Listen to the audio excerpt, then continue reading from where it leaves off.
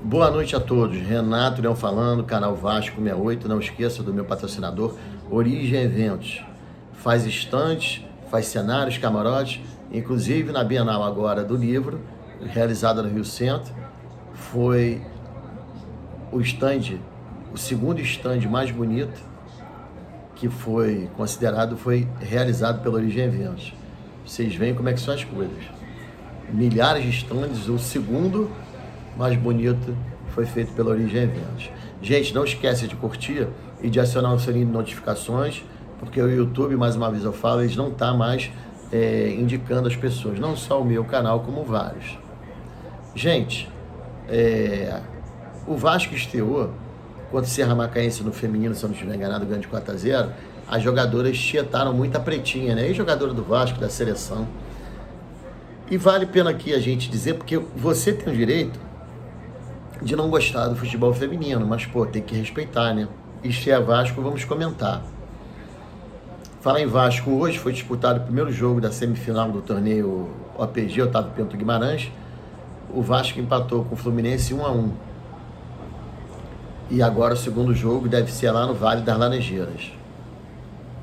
O primeiro foi no Nivaldo Pereira, né? Onde o Vasco costuma jogar, né? Lá em Nova Iguaçu.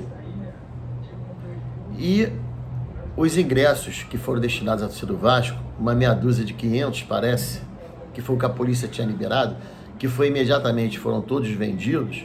Parece que o Vasco estava negociando com o Santos e que amanhã, quinta-feira, a partir das 10 horas, novos ingressos vão ser disponibilizados para torcedores do Vasco. Não precisa dizer por causa de quê, né? Da procura absurda que tem.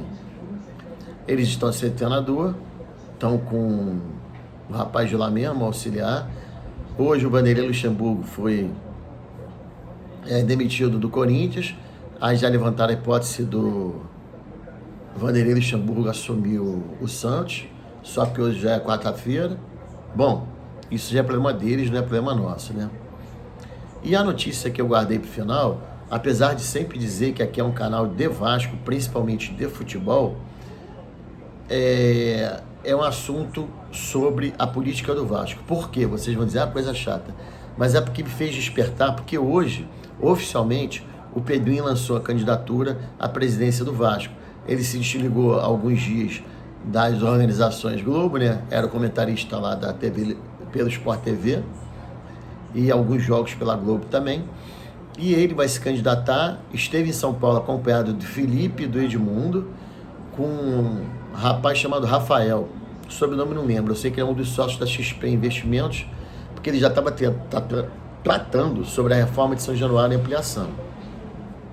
Reforma essa que disse ele que seria para 40 a 50 mil pessoas, um estádio que pelo menos comportasse uma parte da torcida do Vasco, já que a demanda tem sido muito grande, e com isso, né, arrecadaria mais dinheiro, seria mais uma fonte de renda para o Vasco.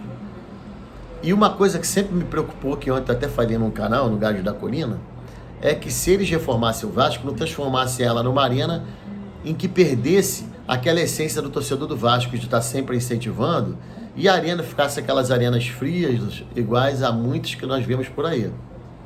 Ele já preocupado com isso, parece que ele me ouviu, né? Brincadeira.